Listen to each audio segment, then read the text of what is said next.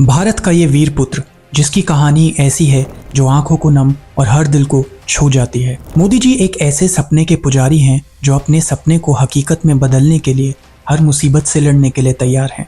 इनकी जिंदगी ने इन्हें कई मुसीबतों का सामना करने पर मजबूर किया, पर उनका हौसला कभी झुका नहीं। मानव संघर्ष का दूसरा नाम हो नरेंद्र दामोदर दास मोदी। ये निस्वार्थ सेवा भाव, ये असीम देश प्रेम, ये भारत देश की अमूल्य जानकारी, इन सब का स्रोत क्या है और आखिर ये व्यक्ति है कौन?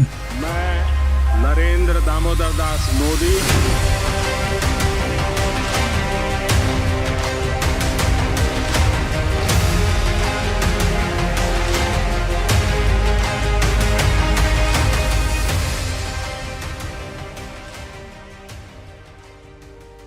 इनका जन्म गुजरात के वाडनगर में हुआ था, जहां 7वीं सदी में सम्राट हर्षवर्धन के समय चीनी बौद्ध भिक्षु हुएन सांग भी आए थे। पिता दामोदर काका एक छोटी सी चाय की दुकान चलाया करते थे और माता हीराबा जो कभी दूसरों के घर बर्तन मांजने, कपड़े धोने या मजदूरी जैसे कार्य किया करती थी। अब जब हम छोटे थे तो हमारा गुजारा करने के लिए वे अड़ोस पड़ोस के घरों में बर्तन साफ करना, पानी भरना, मजदूरी करना। इनके घर कोई भी व्यक्ति आता था बीमारी लेकर तो वह निस्वार्थ उनकी सेवा किया करती थी अपने घरेलू नुस्खों से। दामोदर काका के 5 बेटे थे, जिनमें से तीसरे नंबर के बेटे थे कुमार यानी नरेंद्र मोदी। अपने विद्यार्थी जीवन के दौरान कुमार अपनी सोच और अपने व्यक्तित्व के कारण अन्य छात्रों से बेहद अलग थे। लोटा इस्त्री करके अपने कपड़ों को चमकाना, चौक के माध्यम से अपने जूतों को चमकाकर अपने व्यक्तित्व को और निखारना नरेंद्र मोदी को बेहद पसंद था। दामोदर काका रोज बच्चों को शास्त्रों का ज्ञान देते थे। जितना ये परिवार आर्थिक रूप से कमजोर था, उतना ही संस्कारों से मजबूत। एक बार परिवार के पास स्कूल की फीस भरने तक के भी पैसे नहीं थे, तभी लोगों ने उन्हें पैसे देकर उनकी सहायता की। कुमार की कहानी के सबसे बड़े निर्माता हैं लक्ष्मण राव इनामदार, जो कि उस समय आरएसएस के प्रांत प्रचारक थे। कुमार ने भी आरएसएस में भर्ती ली, जहां से उसके जीवन में एक नया मोड़ आया।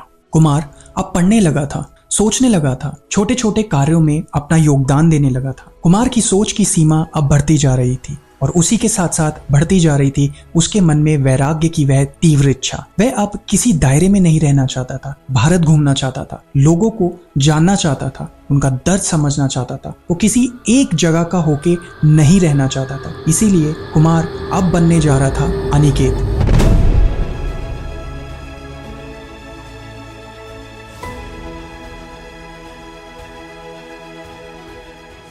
अनिकेत जिसका कोई घर नहीं। 17 साल की उम्र में अनिकेत ने घर छोड़ दिया और भारत भ्रमण करने लगा। इस दौरान अनिकेत ने योगी जीवन को अपनाया और हिमालय में साधना की। फिर चाहे ब्रह्म मुहूर्त में उठना हो या सात्विक भोजन ग्रहण करना हो, इन सभी कठिनाइयों को अनिकेत ने बखूबी पार किया और उसके सहायक बने उसका असीम देश प्रेम और उसका सेवा भाव। मैं अपना बचपन का एक अनुभव बता दूं। मैं ट्रैवलिंग करता था बहुत, और कभी आरक्षण रिजर्वेशन तो कोई सोचना ही नहीं था। भीड़ बहुत होती थी अनरिजर्व डिब्बे में। तो मैं क्या करता था, देखता था कि यहाँ थोड़ा मौका है तो मैं किसी का हाथ पकड़ के शुरू करता देखना। तुरंत लोग मेरे लिए सीट की व्यवस्था करते थे।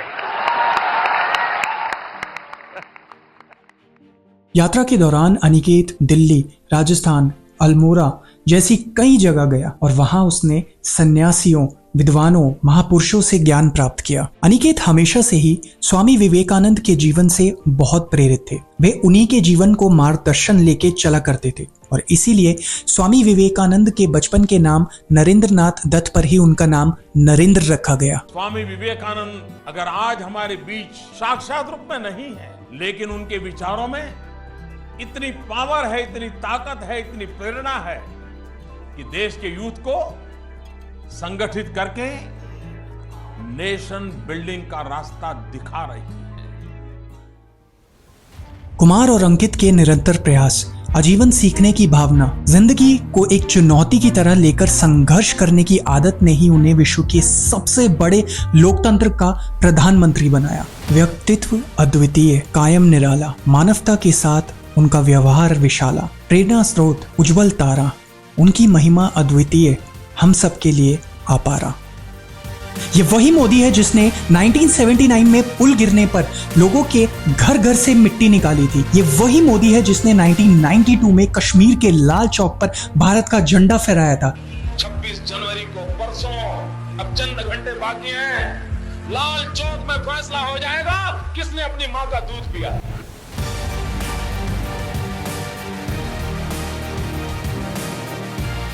ये वही मोदी है जिसने 1975 में इमरजेंसी लगने पर लोगों के घर घर जाके सेवा की थी। ये वही मोदी है जिसने अपने लोगों के ही कहे जाने के बाद गुजरात छोड़ दिया था। मोदी जी का पूरा जीवन देश प्रेम और एक सच्चे समाज सेवक का जीता जाता उदाहरण है।